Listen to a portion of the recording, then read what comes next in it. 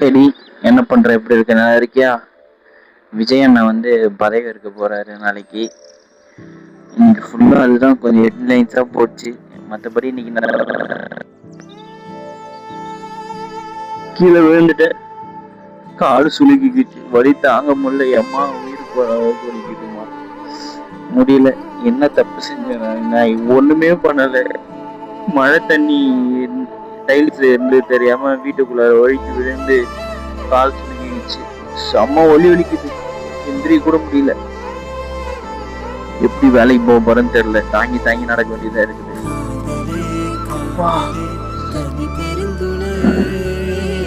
இந்த நேரத்துல தான் நான் உன்னை மிஸ் பண்றேன். மிஸ் பண்றியான்னு கேட்ட ரொம்ப மிஸ் பண்றேன்னு நான் சொல்றேன்.